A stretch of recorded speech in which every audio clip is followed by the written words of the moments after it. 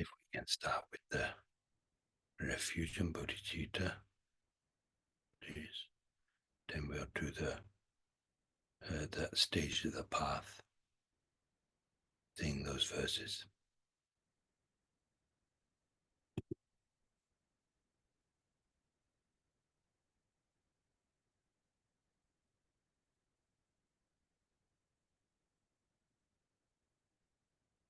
So we'll read this once in Tibetan, twice in English. Try to think of the meaning. That's the point of reciting these words, is to remember the meaning, which means putting your mind into that kind of state, the mind of refuge, the mind of bodhicitta, determination to achieve enlightenment for six full sentient beings, like kind mother sentient beings, to free them from suffering.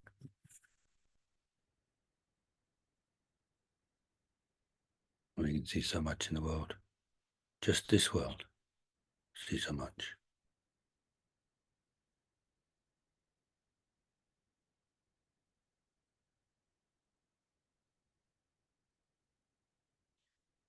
In some ways, when we're following the Bodhisattva path, which is what we're trying to do, there's not so much difference between refuge and bodhicitta, because you're going for refuge and refuge to the Buddha, Dharma, Sangha, with the thought of, this is what I want to achieve. I want to become like you,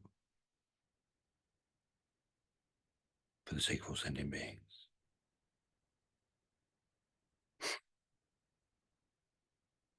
Sangye Jyodan Soge Chonam La Chanjo Pata Tani Kya Suchi Dagi Jin Soge Ve Sonangi Rola Penche Sangi Trumara Jo. I take refuge until I'm enlightened in the Buddha, the Dharma, the Supreme Assembly. By my merits of generosity and so forth, may I become a Buddha to benefit transmigratory beings. I take refuge until I am enlightened in the Buddha, the Dharma, the Supreme Assembly. By my merits of generosity and so forth, may I become a Buddha to benefit transmigratory beings. Essence encompassing all the Buddhas, originator of all the holy Dharma of scripture and realization, principle of all the Aryas intending virtue in the glorious holy Gurus, I take refuge. Please, Gurus, bless my mind to become the Dharma, Dharma to become the path, and the path to be without obstacles. Until I achieve Buddhahood, please bless me to be like youthful Nosang and the Bodhisattva, always crying, incorrectly following the virtuous friend, with pure thought and action, seeing whatever is done as pure, and accomplishing whatever is said and advised. Please bless me to see that this greatly meaningful body with freedoms and richnesses is difficult to find and easily perishes, that action and result are so profound, and that the sufferings of the evil gone transmigratory beings are so difficult to bear. Therefore, please bless me to take refuge from the depths of my heart in the three rare sublime ones, to abandon negative karma, and to accomplish virtue according to the Dharma. In dependence on that, even if I achieve the mere higher rebirth of a deva or human, I will still have to experience suffering endlessly in samsara because of not having abandoned and being under the control of the disturbing thought obscurations. Therefore, please bless me to reflect well upon the way of circling in samsara, and to continuously follow day and night the path of the three types of precious trainings, the principal method for becoming free from samsara.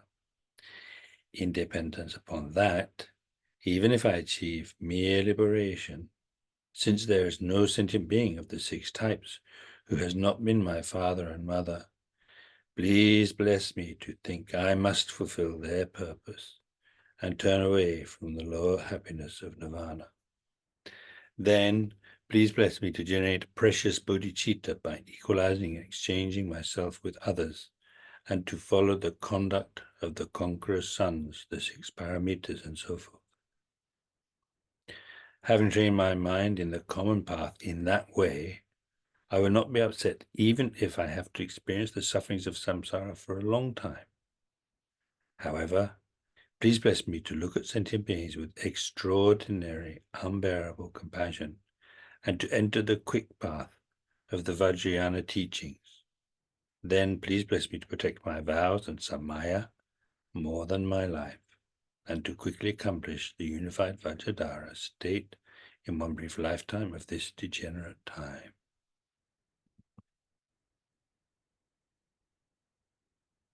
May I not give rise to heresy for even a second in regard to the actions of the glorious Guru.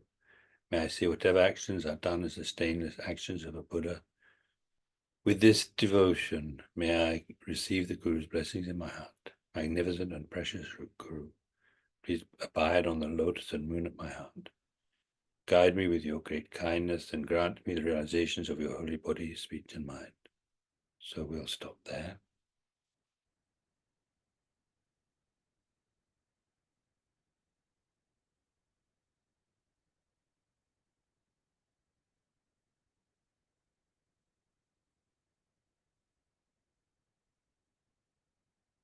Yes, Teresa. No, already I have a question. Sure. Youthful Norsung and Bodhisattva always crying. I've always wondered. I don't know what that means. Yeah, I don't know so much myself. If you read particularly the earlier on in this text, just a moment.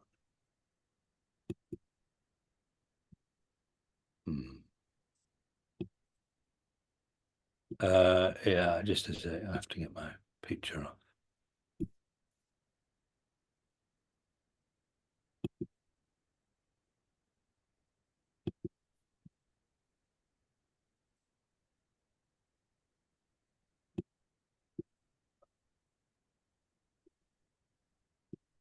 Oh, that's better. Yeah, so earlier on in this text, you'll see some words spoken by the youthful Norsang. In the part of the text that talks about Guru devotion. So even without any other kind of explanation, you can see from those words that this is somebody who has a very deep appreciation for and affection towards his teachers. And then the story of the always crying Bodhisattva. I have a little picture of him somewhere, but anyway. So the thing is, this is a story of somebody who was already a very high level Bodhisattva who could go to all kinds of pure lands at will and receive teachings from enlightened beings. But he saw that he had particular karma with this teacher in this world, I suppose. Sadapraritita. Anyway, so I can't remember their Sanskrit names, but anyway, Taktungu is his name. So Taktungu, this Bodhisattva's name, so always crying.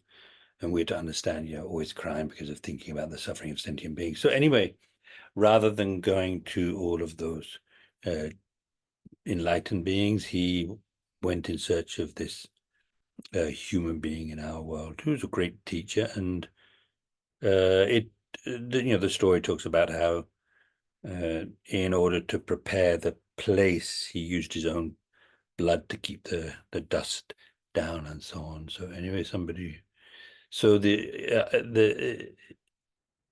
must be more to that story, and I think there might be. I don't know if there's something in the sutras, or maybe there's a text by Lama Tsongkhapa, which, I mean, it's a question of finding it and asking for teachings on it. But anyway, which goes into his story more, from my understanding. So obviously from that prayer, he must have been somebody who had a great sense of devotion. But I mean, the very fact that he would, like, instead of taking teachings from all those enlightened beings, go into this one place to meet with this teacher, just in this ordinary world, that really says something about the importance of having the right person, that you have the right the connection with, and then completely being, one pointed in your devotion to them. I'm afraid I can't say more than that. And That's plenty. Thank you. Thank you very yeah, much. that's okay. Yeah. Okay, so well, oh, that's right. Yeah, I lost my page number.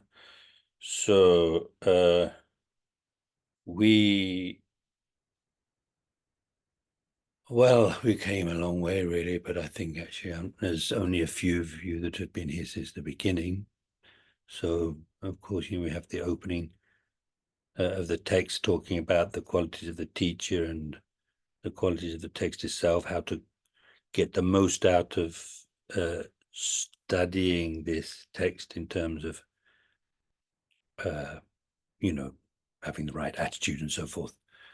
And then it starts talking about the actual, what you might call meditation topic, starting off with Guru devotion, because you do need somebody to guide yourself along the path, like it says in this text, I believe, and certainly in other Lamrim texts. Even things which you can even things that you can see, you still need a teacher. Things are so much better when you have a teacher. So and also those, like, things like, I know, cooking, carpentry, whatever. I mean, these are things that we've done in previous lives, so I suppose we all have all the imprints. So it's not that difficult, but still you need a teacher. People have their apprenticeships and so on to really learn how to do things. So of course, in the case of a path which is like invisible to the eyes, it's just something that the mind has to understand. And we're talking about a path that we've never gone along before, to a place we've never been before. So of course we need somebody to guide us. So fortunately, we have people in the world that can guide us, people like His Holiness. Used to be able to say Kevras of Rinpoche, but now can't say that. But there are others also in the world. Jado Rinpoche, Gijing Ahon Trapain, San Francisco, and so on. Anyway, so then Precious Human Rebirth, and then when you've meditated on the Precious Human Rebirth, understanding just what it is and how valuable it is, how difficult it is to create the causes for, to get, because it's so difficult to create the causes for, and so on, that kind of thing. Thinking about that, then you start thinking, well, I really don't want to waste this opportunity now that I have it. So what am I going to do with it? Well, then that's when Lama Tsongkhapa introduces the idea of the practices of the person of small capability who's only interested in the next life, middle capability who only wants liberation, not interested in enlightenment, but just a good future life is not enough, and then the one who's wants to achieve enlightenment for the sake of all sentient beings, the being of great capacity, capability. So we went through the meditations for the person of small capability, which are the foundation for the person of middling capability, just like the practices of the person of middling capability are also the foundation for the person of great capability. And in terms of that first group, so it's interesting, like, so one of the main things that you learn about in the first part of the text, which is talking about the practices of the person of a small capability, in other words, meditating on death, the lower realms, refuge, karma.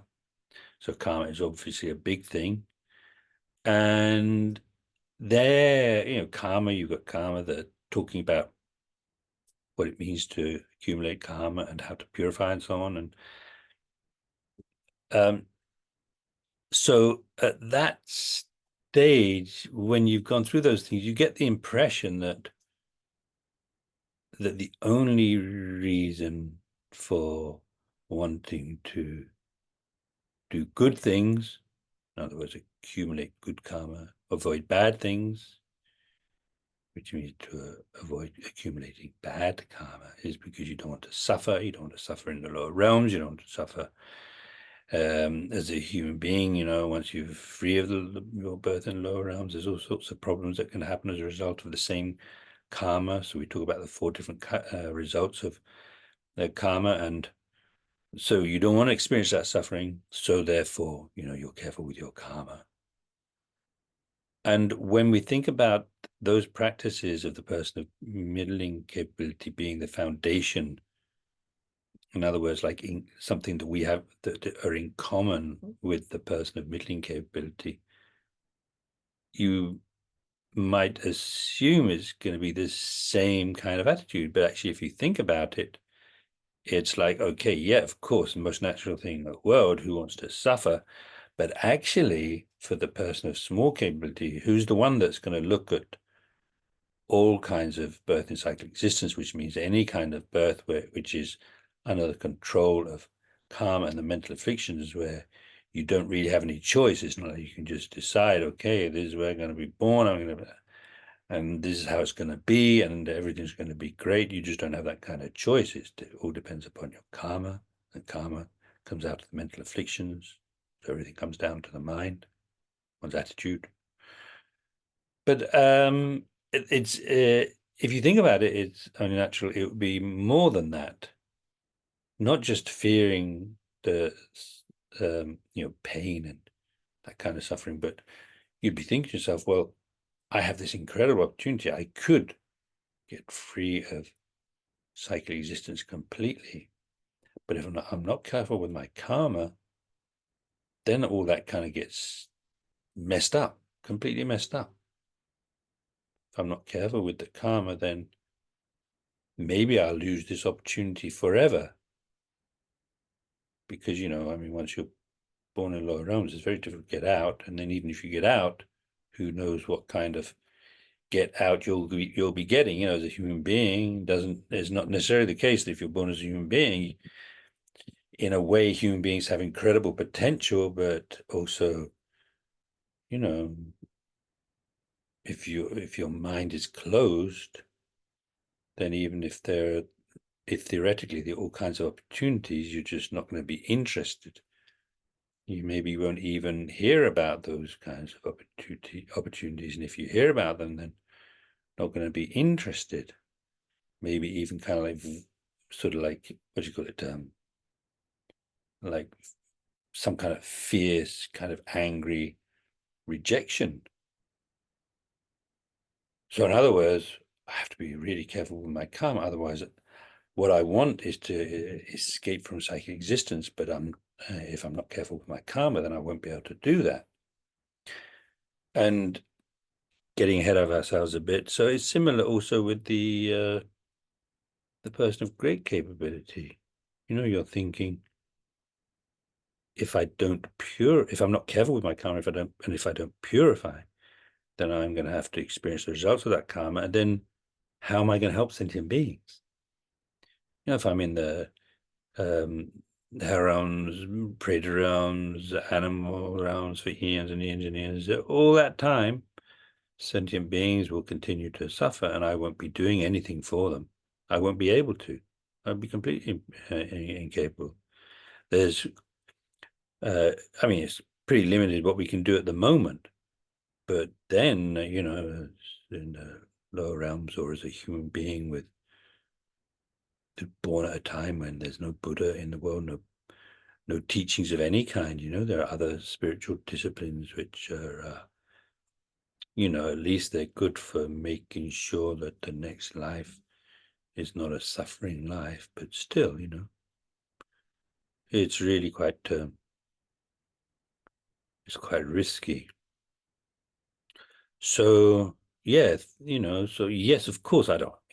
If I think about it, you know, my how I feel about it, you know, it's like, yeah, of course I don't want to suffer, but also really more important than just my own suffering, to be honest. And it's difficult to feel it really from the heart, but you know, still, you know, I think it's true that you know, the suffering of others is much more important. Others are many, I'm just one. So you start thinking that way when your end goal is of studying all these things and trying to practice them, put them into practice is to, you know, the bodhicitta motivation. In other words, you know, can't stand the suffering of others. You want to free them from their suffering. You want to lead them to enlightenment. To do that, you need to achieve enlightenment. So then not being careful with karma, because you know, you might think, well, this is the bodhisattva way I can do anything, you know, it doesn't matter because I'm some kind of bodhisattva or whatever, some kind of stupid idea. So yeah, thinking, you know, the main thing, actually, the main reason to purify is to uh, is so that the way will all is to make sure the way remains clear for me to be able to progress along this path where I'm going to be able to you know, help so many sentient beings to be free of suffering forever, which is pretty amazing when you consider, you know, samsara means we've been in this kind of situation, you know, no freedom since beginningless time. And that's actually kind of mind boggling, isn't it? So to help others, whether you, even if it's just a few, even if it's just one, for sure, you know, hundreds or thousands or millions or whatever, however many you might be able to help when you achieve enlightenment. I mean, that's just amazing, isn't it? To help people become free of suffering forever. That's pretty amazing. Pretty amazing thought. So of course I have to purify. So that's, you know, different. You get a different idea of karma purification when you approach it um, from that angle. So then, like that, also here. So with the small scope, small capable being, which means, you know, working with the Four Truths, understanding the deeply flawed nature of psychic existence, not wanting psychic existence, samsara, wanting to achieve liberation, and then looking at the path to liberation, how to achieve liberation. You know, this means controlling your own mind, and of course, you need that if you're going to progress along the path to enlightenment, because I mean, you know, bodhisattvas also have to control their minds.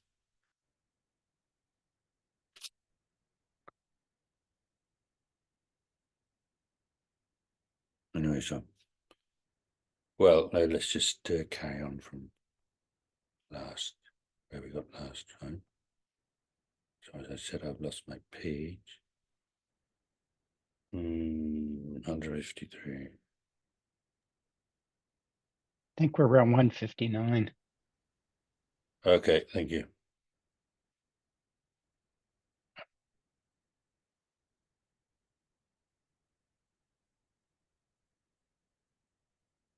Um, 97.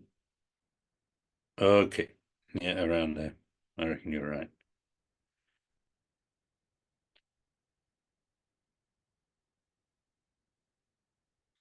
Yeah. In fact, we started looking at the suffering of birth, right? So we're looking at So, suffering is to be known. So how do you know suffering? By thinking of it in terms of the 8 sufferings and the 6 sufferings, usually 3 sufferings as well. Then he does talk about that here, but that's usually a separate section, but he doesn't really have a separate section for this in this text. So then the 8 sufferings is interesting. In some of the Lamrim teachings, the 8 sufferings comes under the heading of the specific sufferings of human beings. And in a way that makes sense, because well, if you think, so the first 4, birth, what do you call it? The suffering of birth, aging, sickness, death. I mean, that's very typically a human life. Also the animals. But in other realms, I mean, those ones which we can't see, but we've heard about, they don't, it's not like you've got a mummy and daddy hell being, having a baby hell being kind of thing. It doesn't work like that. That's where you get the zuki, so entrance birth. It's like spontaneous. You just sort of like, you're just born there. It's almost like you just appear there. Like they say, with the, what do you call it, the reviving hell, born with a sword in your hand, surrounded by people that want to fight you. So, you just start off from beginning to end just fighting. So anyway, I think likewise the Preta realms, God realms, I don't think they got mothers and fathers. I don't think they have mothers and fathers at all. So you can see it's sort of particularly relevant to humans. But anyway, Lama Tsongkhapa here, he takes the 8 types of suffering and applies them to, or helps us to use them for understanding the general suffering of cyclic existence. So the suffering nature of cyclic existence. Yeah, so suffering, you see, suffering. Dungyal. So Tibetans, they have this 2 words, dungyal, dungyawa. Dungyal, suffering, is talking about a painful feeling.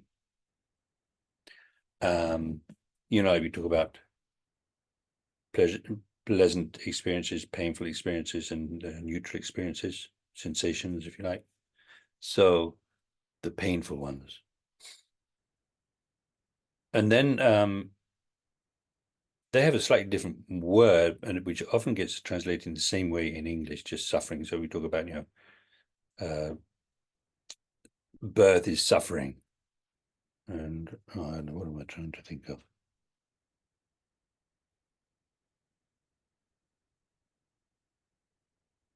I think it'll come back in a moment. The point is that there are some people who say, no, should not say suffering, because not everything which we call suffering is a painful feeling. So you should say dukkha, which is a Sanskrit word. So I don't find that very helpful. I mean, of course, there are some nice Sanskrit words like we do use a lot, like samsara and nirvana and bodhicitta. But anyway, Buddha also, of course. Anyway, I'm sorry. So it'll come up as we're going through this. Then you'll get the point that I'm trying to make. The thing is that probably we need to, if we want to make a distinction, we can say suffering and then in the nature of suffering. Samsara, like for example, samsara. We might say samsara is suffering, right? Well, samsara is not a painful feeling, but it is in the nature of suffering. In other words, as long as you're in samsara, as we say, as long as we are going from life to life under the control of karma, the mental afflictions, there's going to be suffering there. We can either be experiencing suffering, painful feelings, or we're sort of like on the verge of it. We've got all the seeds and the potential for it to experience suffering, painful feelings. So it's suffering in that sense. and if you think that's a little bit sloppy, then samsara is in the nature of suffering. Samsara is in the nature of suffering. Okay. So the suffering of birth. So I'm hoping we can get through these 8 and possibly even the 6 tonight. Sorry, this morning. Right. So yeah, okay. So so the suffering of birth. In other words, is talking about how there's something really quite awful about being born, suffering of birth. So all of these 8, he has 5 points. So birth is suffering because it's painful. So it's in the nature of suffering because actually it is something quite painful. So that's interesting, isn't it? So we were talking about that, so I don't need to talk about it too much, but it's definitely some births are more painful than others, I think. Anyway, but so as it says, so hell beings, perpetually suffering, hungry ghosts, beings born from the womb and beings from eggs are born with a lot of visceral sensations of pain. So this means intense sensations of pain. So it's yeah, anyway, okay. So for the hell beings, because right from the moment they're born, there's pain. And then likewise 100 ghosts. Beings born from the womb, it does seem like there's quite a lot of pain involved, and likewise born from eggs. I don't know if it's the ones that are born from eggs. Like I don't know if it's painful for the baby inside the egg when the egg's coming out of the chicken. And I suppose it's painful for them to break their way out of the egg later on. I don't know. But anyway, that's what it says. Beings born from eggs are born with a lot of really quite intense pain. So then the second one. So you'd think that would be enough, actually, and probably in general, that's what when we talk about the suffering of birth, that's the suffering we think about. But being born isn't described as suffering just because of the pain that you experience. It's also in the nature of suffering, in the sense that when you're born, let's just stick to human beings. You're born as a human being, so you've got that pain of actually coming out of the womb and so on. I don't know. I don't know what goes on with a cesarean. So they cut the mother open. I don't know if they kind of like reach in and then pull the baby out, or they get forceps or something. I don't know. I'll have to look that up, I think. Anyway,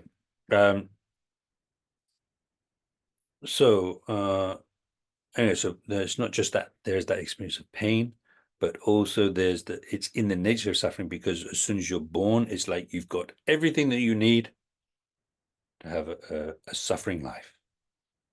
Everything you need. All like everything's there. Now, well, let's see what he says.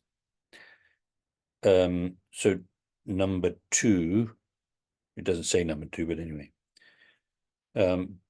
Birth is in the nature of suffering because it's associated with negative tendencies. So here, the negative tendencies, sometimes in some translations, they say dysfunctional tendencies, which I quite like as a word. I don't know if it really means so much, but it's quite a nice word. Dysfunctional tendencies. So anyway, Gensopalato uses the negative tendencies, but anyway, it's and the way he describes it, it's to do with the fact that when we're born, we have all these imprints of previous karma and all of the imprints of the mental afflictions from previous lives. Some stronger, some not so strong, depending a lot on what you've done in your past lives. Yeah. So it's all there. So not exactly a clean slate, although it's interesting because, yeah, it's sort of like, so you come into this life with all of that, all of your karma, all of the mental afflictions, at least in that sort of like form of a potential, like a seed kind of thing. And yet the education also seems to be extremely important, doesn't it? Upbringing, the kind of, like upbringing, especially like at home with parents and so on, the way you're brought up, the way you're treated. This makes a huge difference in terms of what's going to ripen. So that's only natural, actually, because you have all of those imprints, potentials. So having a potential means that when the right conditions are met with, then that potential will, like happen, if you like. So you've got the karma to experience a certain kind of suffering. If you meet with certain conditions, then you would experience that suffering instead of just remaining there as a potential. And I mean, we know we have the imprints, the potentials for all kinds of mental afflictions, so that even though you might be sitting here feeling quite calm, you know that in certain situations you can get really distraught, angry, all sorts of things can happen, right? So just like that, you see, it's birth is in the nature of suffering, because it's not just a new beginning, completely new beginning. In a way, it's a new beginning, but it's not a completely new beginning, because you've got all of that you can bring it with you, that kind of luggage that you're bringing with you. So, birth is in the nature of suffering because it's associated with the negative tendencies. So, because you have those potentials of karma, imprints of karma, and the mental afflictions. And in fact, he goes on to say, because it is because it is connected with the seeds that produce, sustain, and increase mental afflictions, birth is unsuited to the service of virtue, and is unsuited to being controlled at will. Anyway, the point is, I mean, we know from our experience that even though we've been born, we still have, somehow we've made some kind of connection with this kind of path, and we're trying to practice it, and we're practicing it some degree, some better than others. But the point is that it's like being born with all of that karma and all those mental afflictions, those imprints. It's like holding you back. You can't, you don't get to just say, okay, I'm going to do this. There's all sorts of things going on in one's mind that hold us back, and the karma that holds you back. So it's, a little bit of an uphill struggle. But, people have done it in the past, and we know, I think from experience, all of us, that, you keep trying and things get better. But anyway, so yeah, like that. So in other words, it's painful. Number one is it's painful. And number two, it's in the nature of suffering. Birth is in the nature of suffering because you're born with all of those imprints. Then the third one, birth is the origin of suffering. Right. So, and he goes on to say the suffering of aging, illness, death, and so forth develop from taking birth in the three realms. So in other words, the suffering of aging, sickness, and death is like, as soon as the very moment you're born, that's where you're headed towards. There's not many people that don't get at all ill, but everybody gets old unless they die before their time. So everybody gets old. Mostly we get ill, and then we end up dying. And that's all sort of like, I don't mean to be deterministic about it, it's like that's all there. It's like this, I don't know, like I feel like saying like a picnic lunch or something. It's like you've got it all there, ready for a whole life of suffering. It's all there, so this is where the suffering of this life begins, when the moment you're born. Then birth is also the source of the afflictions. In other words, where the afflictions of this life begin, the mental afflictions of this life begin, is the moment you're born.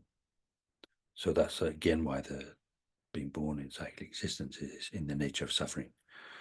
Once you've been born into cyclic existence, the three poisons of attachment, hatred, and confusion arise towards objects. Again, because of that, the body and mind are thoroughly unpacified. They experience suffering and consequently do not abide in happiness. Thus, body and mind are tormented in various ways by the mental afflictions. Then the fifth one, birth is in the nature of suffering. Birth is suffering because it is in the nature of unwanted separation. So what's that? It cannot be avoided that the end of all birth is death. This is undesirable and causes beings to experience only suffering. So the death was already mentioned before, but so now it's here it's singled out. I mean, in a way, it's understandable because it's the one thing that you can't avoid once you've been born. Yeah, people put a lot of money into creams and things that stop one from looking old. And I think there are people who, now and then you see it in magazines and newspapers and so on. They're still trying to find a way to stop getting old and still looking for ways to avoid death. I don't think anybody has found it so far. Don't think they will. So anyway, the one thing that you can guarantee the moment you're born is that you're going to die eventually. So that's the suffering of birth. So I think it would be good.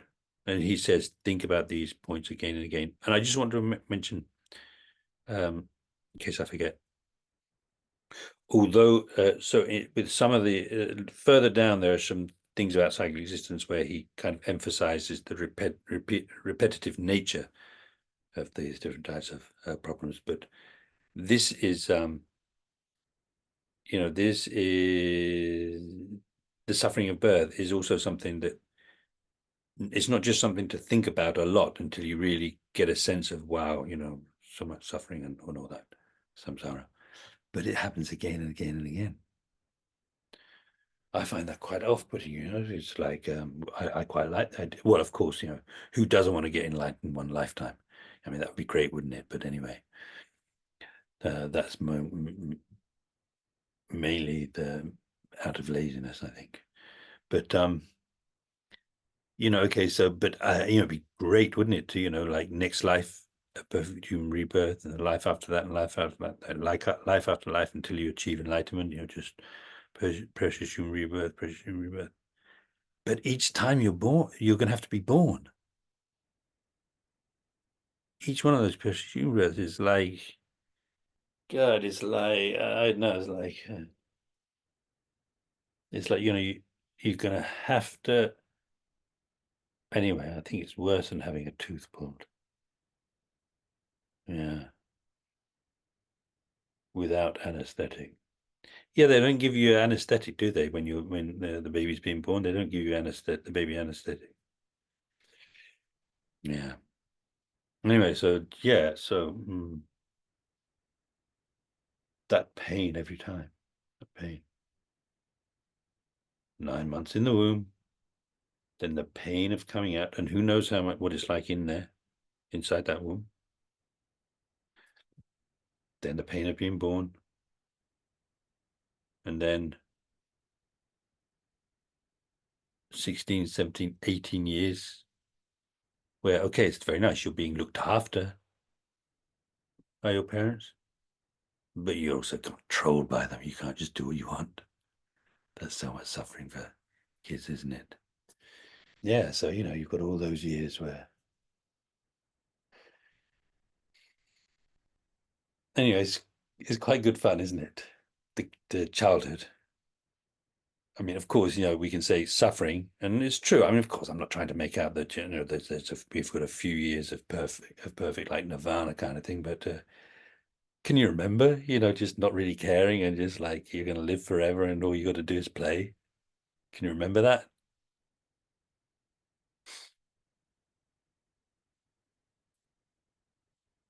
I think somebody's got a birthday today, haven't they? I think so.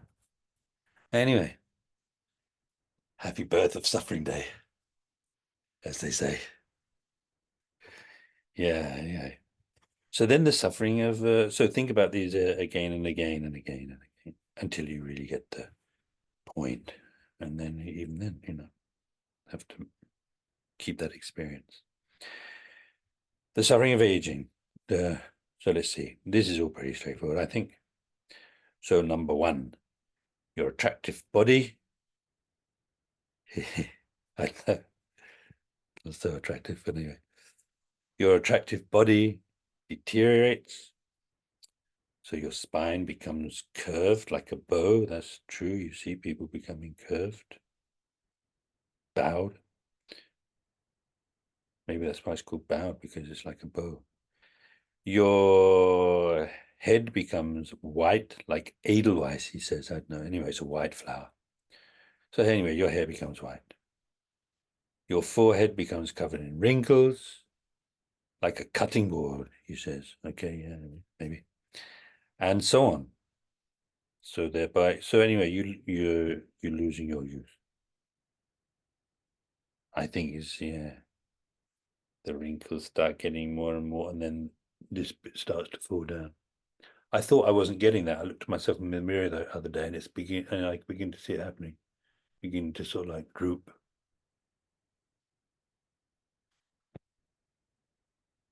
But one thing I have noticed is it helps to be a little bit fat.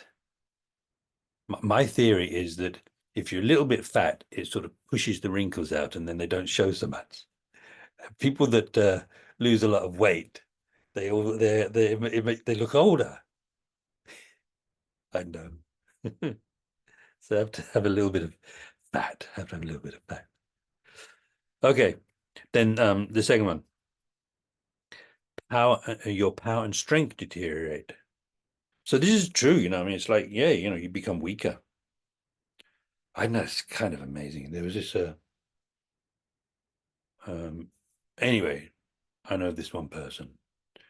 So, like when he was well, before he got old, so probably up to like at least 50, maybe even up to 60, I don't know.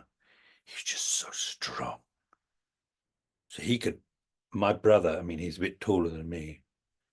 I mean, at the time he wasn't, he was thinner, but anyway, he was probably about 14 stone. He could just pick him up. He was just so strong. This wasn't from, going to the gym either. He's just naturally just so strong. And tug of war teams, they always wanted him on their side because you would always win if he was on your side, tug of war team.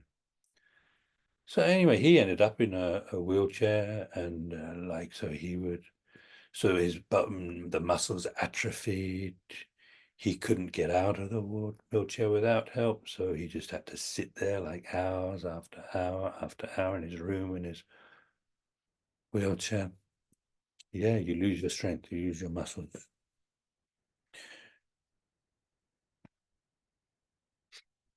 When you sit down, it's like a sack of soil when the rope holding it is cut, and that's completely true. I mean, I personally haven't got that far, but you see that with old people. It's like just plonk,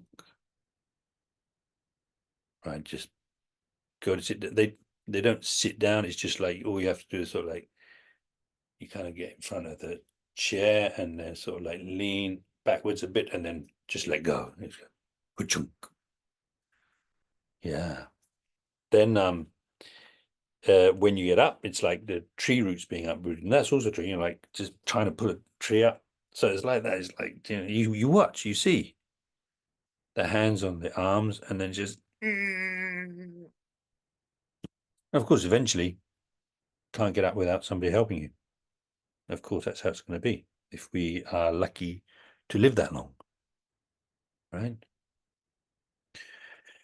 Then when you speak, you tend to, so he says babble incoherently, but anyway, you tend to sort of stammer a bit. I mean, well, without naming names, I mean, there are politicians, American politicians who are their thinking is still very good, but when they talk, then they sort of like, begin to sort of like get words wrong and stammer and so on.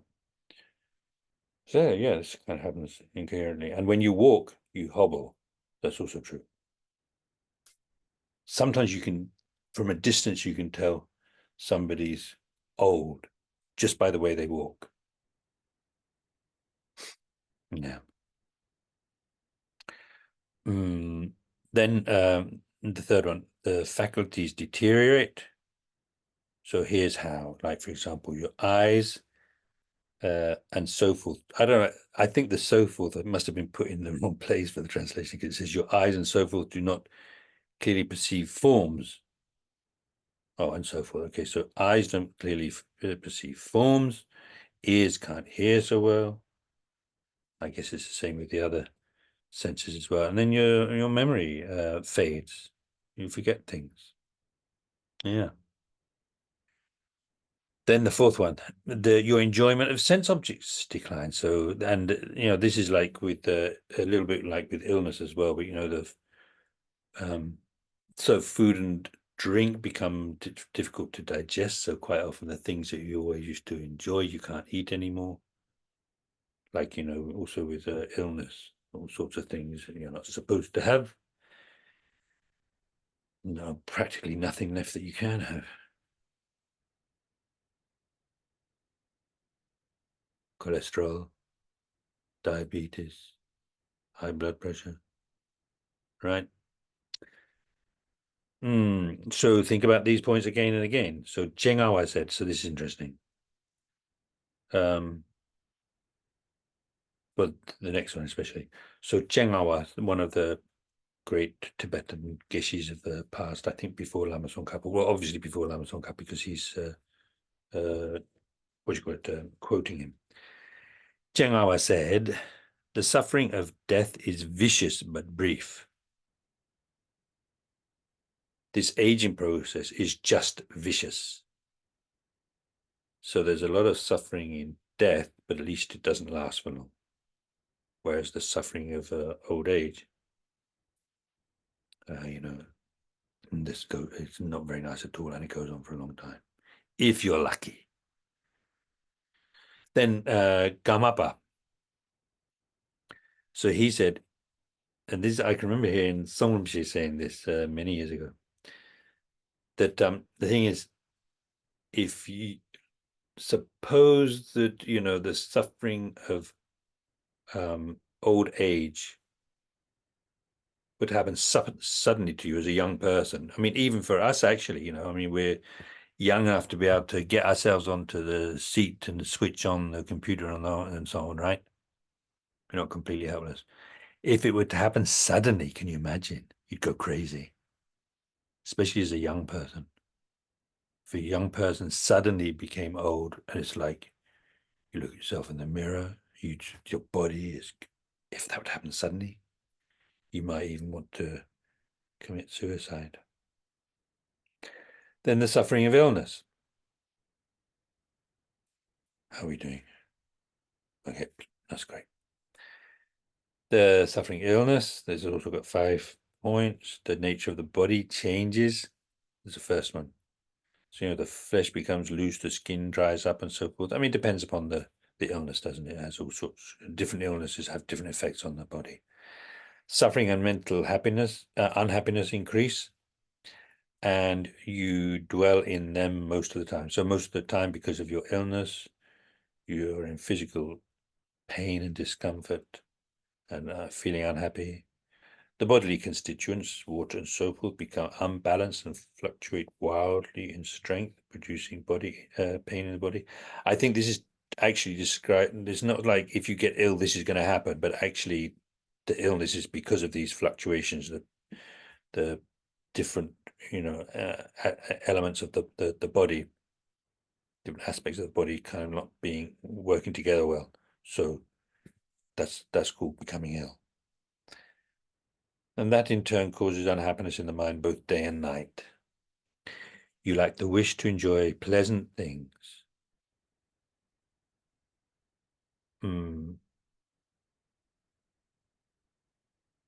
I mean, losing your appetite, so things that you would normally enjoy not feeling like it.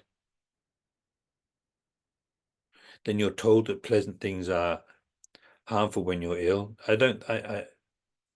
Again, you know, it's not so much like you're never told, oh, you shouldn't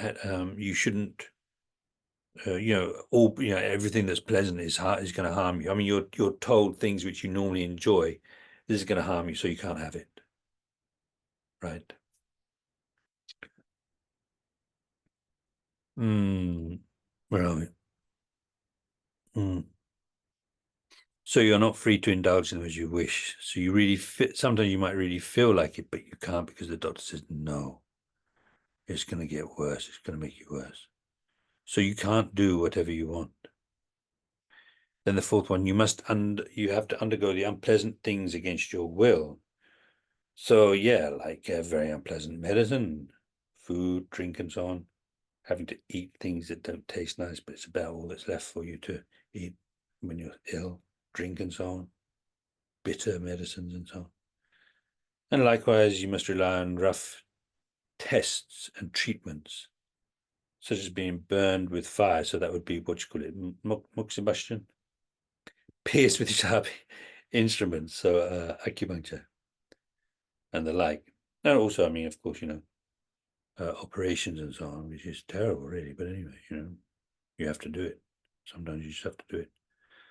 Then losing your life. So you will lose your life. You're suffering on seeing that the illness is incurable. So this is in the case of an incurable illness, right? Being told, you know, this is it, you know, you're going to die. You've only got a few months left. You've only got a few years left, whatever. So thinking about that, yeah.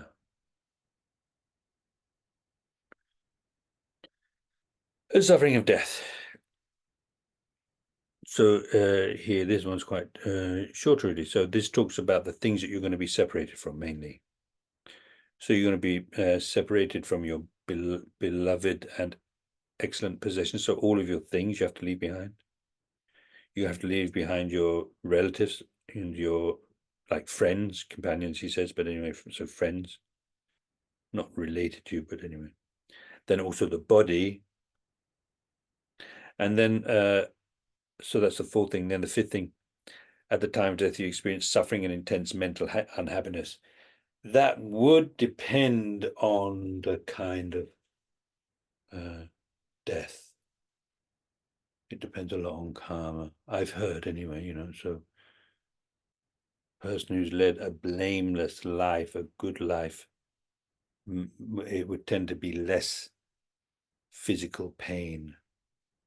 And in terms of like the hallucinations, not so bad, you know. Maybe even, it might even be a nice experience. Yeah, it's quite interesting, really. So the only person I've been with while they were dying was my father. And it certainly wasn't very nice. Cancer, you know, so the increasing the dose of the morphine more and more, and all that. Certainly not very nice.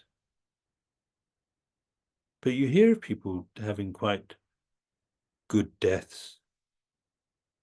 It's not just Buddhists, also, you know, people seem to have peaceful deaths, people who've led a good life, having a, you know, peaceful death. No fear, no sort of terrible hallucinations and so on, and not a lot of pain. It's quite, I can't quite think why, you know, it would be painful to die, but they say it can be quite painful. Just the dying itself can be painful. Okay, so that's the suffering of the death. So he says, think about these types of suffering again and again until they produce disenchantment. So in other words, until you think, wow, samsara is really bad. I really don't want it.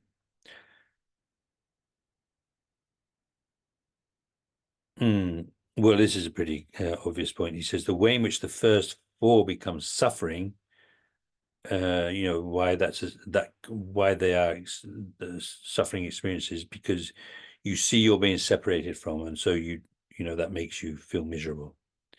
you feel miserable at leaving all of your possessions and relatives and friends and so on. Then the suffering of meeting with the unpleasant. So let's just stop a few minutes and at least just think about, birth, aging, sickness, and death, and having to experience that again and again.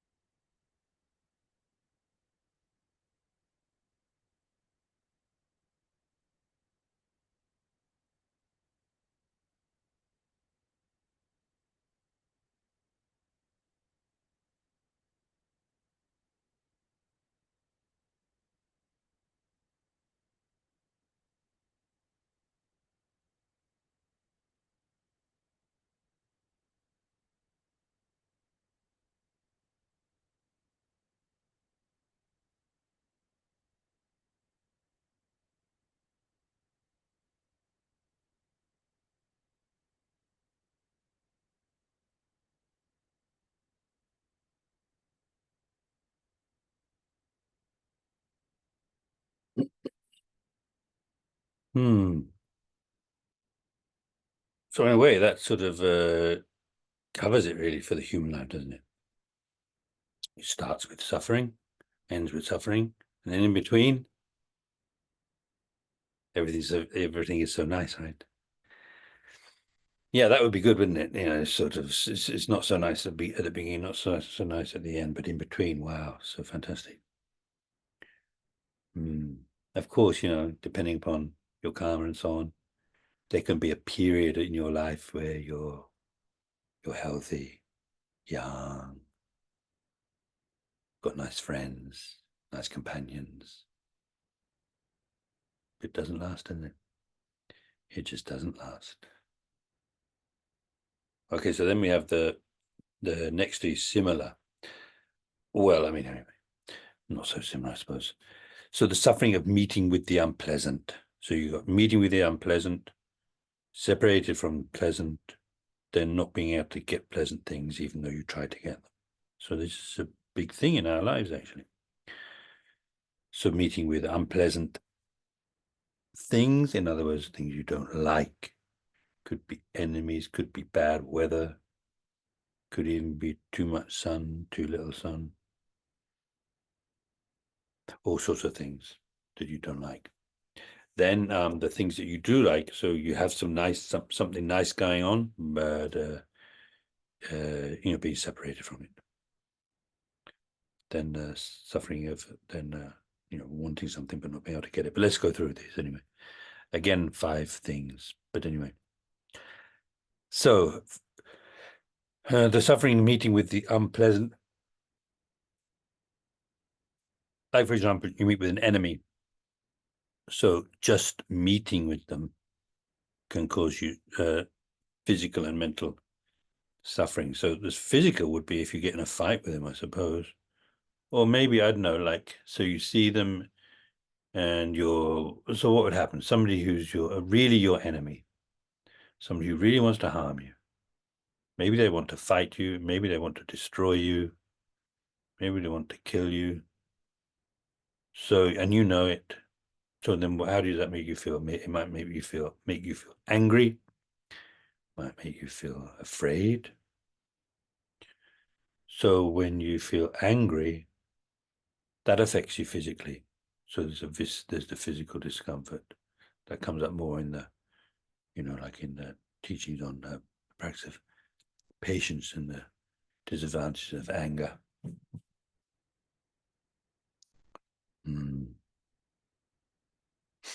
Yeah, anyway, so affects your digestion, affects your breathing.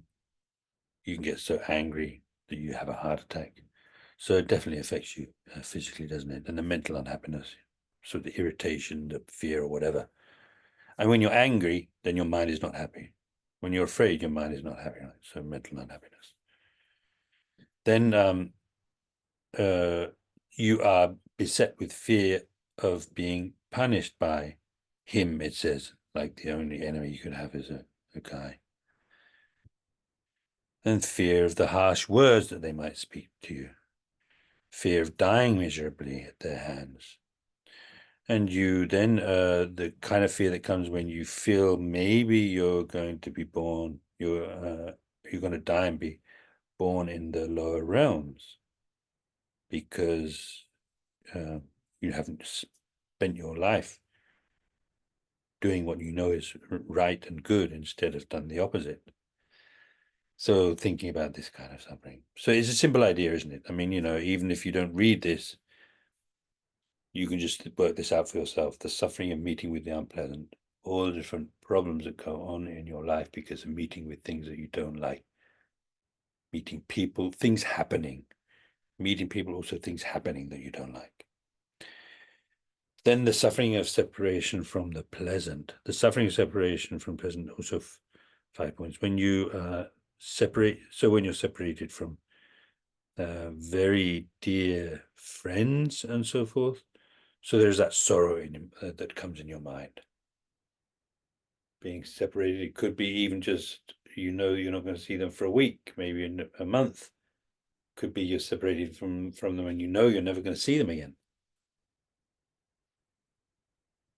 The misery that brings to your mind.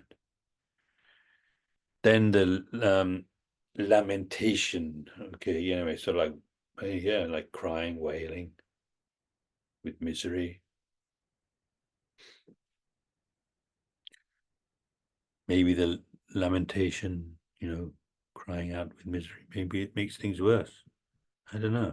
It's funny, isn't it? Because it seems, particularly in the East, I don't know about the, like the upper layers of society, but, you'd, like, if you see the poor people, peasants,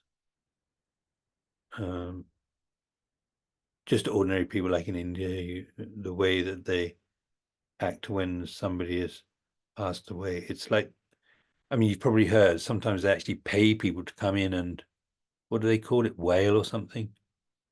What do they call that? Anyway, not mourn, wail. Isn't it wail? Is it wail? I can't remember. But anyway, you know what I mean. Make a load of noise. Oh, that kind of thing.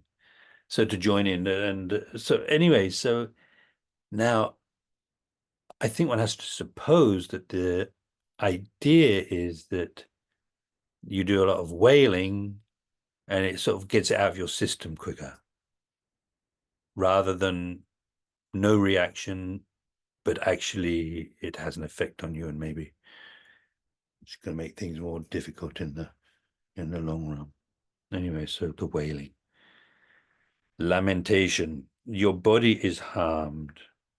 Now, I'm not sure what he means by that, but it could be more, well, we hear about dogs when their owners die, or maybe the owner goes away and they pine. We talk about pining, don't we? Pining for the, and then they can actually die of that, right? And this, and or at least something like it can happen with human beings. It's like, you know, you're just so miserable that the person is not there anymore. Maybe it's only going to be for a while, but you're just miserable because they're not there, and you know, you just need them in your life. And it could, you lose any kind of taste for doing anything, and then so it harms you physically.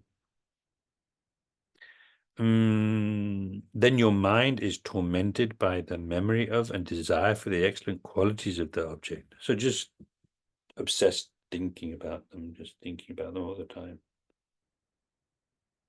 And you miss the pleasure of being with them or having that object. Doesn't have to be a person, could be a car.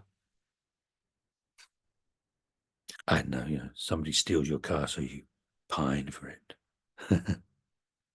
Maybe die. I don't know.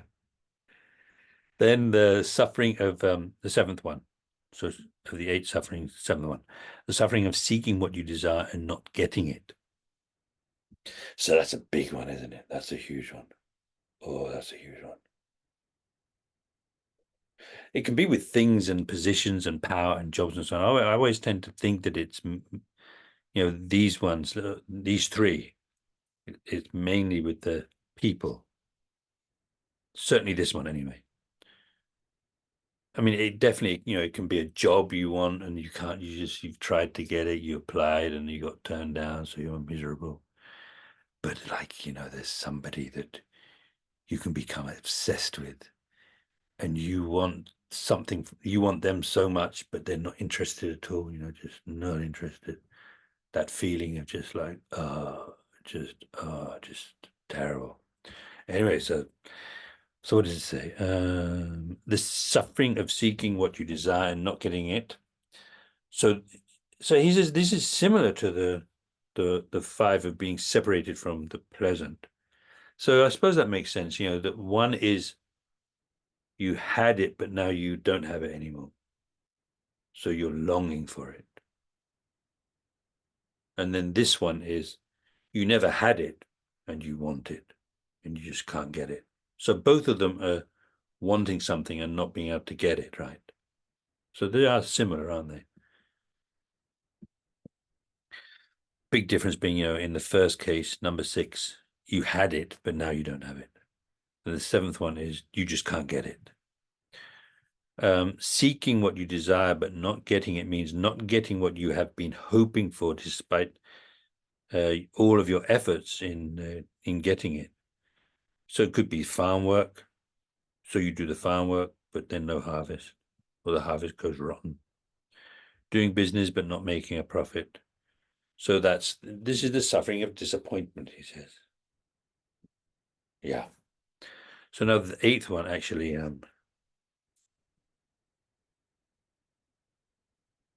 we've got a bit of time. I think we're going to probably have to finish with this one. We'll see. So this is the aggregates again. Okay, so in brief, the 5 appropriated aggregates are suffering. Okay, dukkha, in the nature of suffering, right? In brief, the 5 appropriated aggregates are suffering. So we talked about what that means, the appropriated aggregates, what they are and so on, what that means.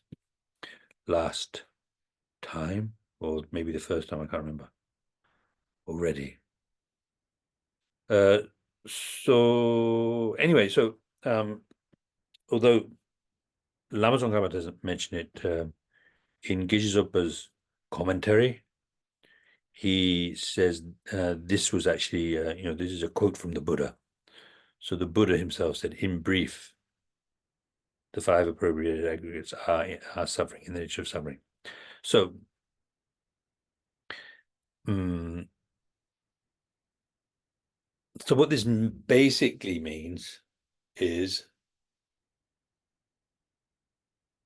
you see, when we talk about aggregates, even the Buddha has 5 aggregates. We have 5 aggregates. The Buddha has 5 aggregates. We have our body and mind. If you go into more detail, it's the 5 aggregates, right? Same with the Buddha. Buddha has a body and mind.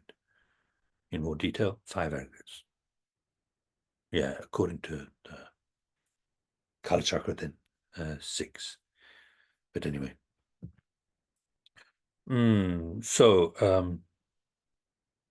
But here it's a particular kind of aggregates. It's the appropriated aggregates. Now, I can't remember if I explained already why they're called appropriated aggregates. So you don't look as if I did, and it wouldn't do any harm to mention it again anyway. So appropriated, I don't know really why the translators originally decided to use this term appropriated. Anyway, to appropriate something means to take something, right? So craving and grasping. Set by the number, grasping. So, you know, in the 12 links, there's 2 which are called craving and grasping. So that grasping is the same word, and it's a type of attachment. So when it says appropriated aggregates, it's linking aggregates with appropriating. In other words, taking. In other words, attachment. So actually, there are 2 ways of looking at that, why they are called, we could say, taking aggregates. We could say attachment aggregates. Why are they called that? Like when you have a fire from burning wood, what do we call it? We call it a wood fire, right? It's called a wood fire because it's a fire that's caused by wood burning. So the cause is wood. And so the fire that's from burning that wood is called a wood fire. So that's calling the result by the name of the cause. The cause is wood, and so you're calling the result a wood fire. Okay, so they are attachment aggregates, you could say. You know, I mean, I'm not saying we should change this, but just to give an idea, this basically when it says appropriated aggregates, it's like attachment aggregates. Why are they so called? Because they're aggregates that are a product of attachment, right? And then there's another reason also. So in other words, yeah, and when we say attachment aggregates, then what it's saying is our 5 aggregates are very different from the Buddha's 5 aggregates. Our aggregates are the product of attachment, not just attachment, but mainly attachment. Mainly attachment because when you look at, as we will do later, after we've gone through this, the 12 links of dependent arising, you know, the ignorance and karma and so on like that. That has that picture of the wheel of life. Yeah, you see that although when we're creating the karma that's going to force us to be born again in cyclic existence, it starts with ignorance. So based on ignorance, we engage in certain actions, and once those karmas have been done, we're left with the imprint. That imprint of karma is a potential. It's like a seed. When you've got a seed, then you need, then you've got the potential for a plant to grow. But for that seed to achieve its potential of becoming a plant, you need certain conditions, right? Warmth and moisture and so on. So just like that seed of karma needs craving and grasping. Those are 2 of the links of the 12, 2 of the 12 links. Craving and grasping. So attachment, basically then, it's attachment which nourishes that seed so that it's going to bring its result of being born wherever it is after this life. So that craving and grasping which takes place at the end of this life, which nourishes the seed of karma, so that when I say karma, you know, it's like one karma amongst billions of karmas. So that one karma, that karmic seed, it gets nourished, and that's basically what controls where we're going to be born in the next life. So anyway, that's why it's singled out, I think. That's my understanding. So appropriated aggregates, craving aggregates, grasping aggregates, which basically means attachment aggregates, because attachment is one of the main causes. But also, once you have these aggregates, as we know, in other words, during this life, we feed our own attachment and anger by letting them sort of like control our lives. I mean, of course, we try to apply the antidote as Dharma practitioners, but anyway, generally speaking, during one's life, one follows attachment and anger and jealousy, and the imprints become stronger. And so in that way, this life, these 5 aggregates become the basis for future attachment in future lives, right? So from that point of view, they're called the appropriated aggregates because they produce attachment. And that would be like, what's the example he gives? I think it would be, no, I can't remember. He gives an example.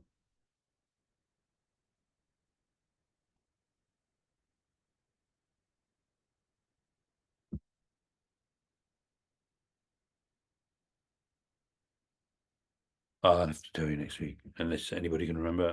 Oh yeah, I've got it. I've got it. Like an apple tree. That's right. Yeah, an apple tree. An apple tree is called an apple tree because it produces apples. So likewise, our aggregates are called appropriated aggregates because they produce appropriation. In other words, attachment, future lives attachment, and the other mental afflictions. Okay. So he says, the Buddha said, in brief, the 5 appropriated aggregates are suffering. In other words, are in the nature of suffering. So they are a vessel of suffering yet to come. So in other words, they are, well, a simple way of putting it is, because of having these aggregates, we're going to suffer in future lives. That's the general run of things. I mean, if you practice the path, you can stop this, you can change things, you can improve things. But this is generally, how things are. Then they are also a vessel of the suffering already arisen. So what that means is, having these aggregates, they are like what makes possible all the different kinds of problems that we experience during our lives. So that's talking, when it says already arisen, it's talking about the suffering of this life. They're a vessel of suffering yet to come means future lives. So that's the first 2. Then it goes through the 3 types of suffering, I think. They're a vessel for the suffering of suffering. So singling out of the 3 types of suffering, you got the suffering of suffering, which means, in other words, the suffering in the sense of the actual painful experience. Suffering of change, which means what we usually regard as pleasant experiences, but they never last.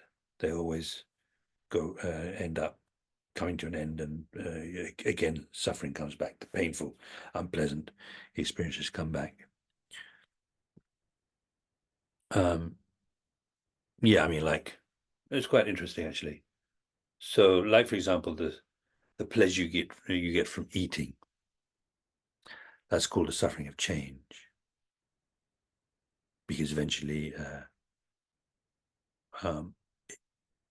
if you keep eating, first of all, I mean, of course, if you eat moderately, then the pleasure of eating is going to stop when you stop eating. But otherwise, you eat some nice food, but if you keep eating, then eventually you feel kind of like sick.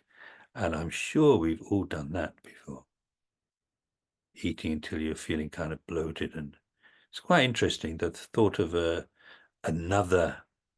meal that you so much look forward to, the very thought of it now is like, oh, no, please no. Even the dessert kind of thing. So anyway, what's interesting is if the pleasure we experience is real happiness, then what that means is what we do to experience it should be the causes of real happiness, should be real causes of happiness. And if so eating, in other words, should be the cause of real happiness. And if it's really the cause of happiness, then the more you do it, the more happiness you should experience, which is not the case. Because if you keep eating, eventually you end up feeling sick. You have to limit it. And the same with all kinds of pleasant things, you know. If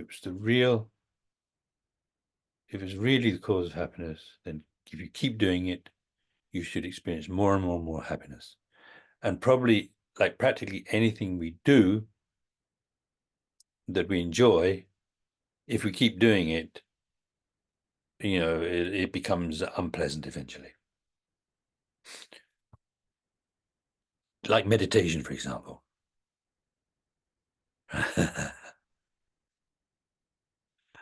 Who thought I meant it? Well, there's some truth in it, though, isn't there? Right? Why are we told to, you know, be really skillful in the length of our meditation sessions? They say, you know, if you make your meditation sessions too long, what'll happen is that the very sight of your meditation cushion will make you feel sick. It's like it makes your mind feel unhappy. So, you know, you want to meditate. You want your meditation session to be just long enough so that you feel like carrying on, but you don't. So then it's like you just always got this feeling, oh, there's something I want to do some more. I want to do some more. So what's going on there? I think it's actually it's just a reflection of the fact that at the moment our body and mind are cannot support a long meditation, perfect meditation. So that's the limitation of the body and mind. So then, yeah, quite interesting. I don't know. It can be quite painful, actually. Interestingly, it can be quite painful even. Not just the knees, you know, like all kinds of pains in your back and your neck and so on. Quite interesting. But then I think the idea is that if you persist and you're skillful, then you know that I know this, like the joy of the mind, and then the body is becoming more used to it, and you can meditate longer and longer and longer. Besides which is as your concentration improves, so you're able to meditate longer with less distraction and so on, then it actually has this physical effect on your body, of your body feeling beginning to feel kind of like light and quite sort of like, yeah, quite light and pleasant, warm kind of feeling that comes to your body. Is, you know, I think it's like that anyway. So anyway, so this isn't about the meditation being suffering. Not really. Okay, so they are the vessel for the suffering of change. So all of those problems of the suffering of change, by having these 5 aggregates, this kind of body and mind, which are a product of, you know, karma and mental afflictions, is all ready to happen because of these aggregates. So they're a vessel for the suffering of change, and they're in the nature of suffering of conditioning. So yeah. Yeah, so that's actually it. He doesn't go any more into it in this text. There's still some more things, but you know, as far as the 8th kind of suffering, that's it. That's what that's it. But so this 5th one, they're in the nature of suffering of conditioning. This is talking about the 3rd kind of suffering, which they say is the main one. Which they say, when the Buddha said suffering is to be known, mainly what he meant was the 3rd kind of suffering. I have to understand that. And what it comes down to is day and night we have these aggregates which are associated with the karma and the mental afflictions. That's it, really. And so you're going to have that until you have the direct realization of emptiness. Then gradually that wisdom starts, getting rid of it gradually in layers, in a sense. So until then, yes, like, you feel okay at the moment, but somehow, like, I don't know, is it in your body? Is it in your mind? Generally speaking, we say it's in your mind. You have these imprints and all these potentials for all kinds of mental afflictions and karma. Like it says in that prayer that we recited. Oh, it's gone 5:30. Karma is profound. You have all of those imprints and you just don't know. But that's samsara, having the aggregates with all of those imprints.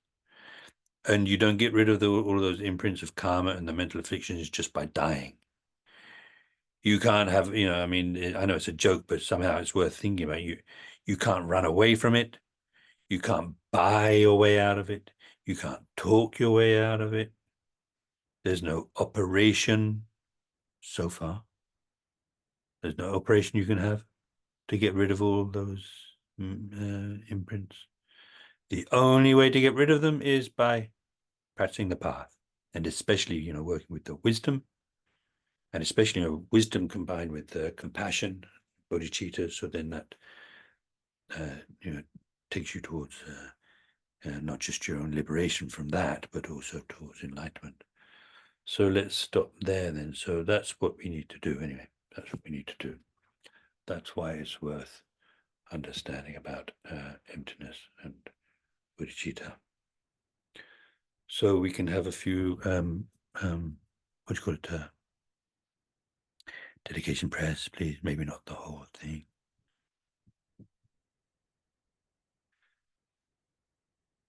Janju sem jorim boche maye banam king yunji ye banyamba me bai gong ne gong du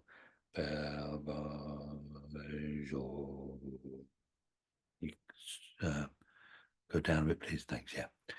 Due to all the past, present, and future merits collected by me, and all the merits of the 3 times collected by numberless Buddhas and numberless sentient beings, may bodhicitta be generated in the hearts of all the sentient beings of the 6 realms, and especially in the hearts of everybody in this world, including all the students, benefactors, and volunteers in the FBMT organization. May it be generated in the hearts of all those who rely upon me, all those for whom I have promised to pray, and all those whose names have been given to me. May it be generated in my heart and in the hearts of all my family members, those who are living and those who have died. May the bodhicitta that has already been generated increase. So sometimes Rinpoche, Lama Zopa Rinpoche used to make a special dedication, which is very nice actually, for, I think in brief, everybody in this world who is in a position of power so that they can affect the lives of others. For all of those to generate bodhicitta, then everything would be okay.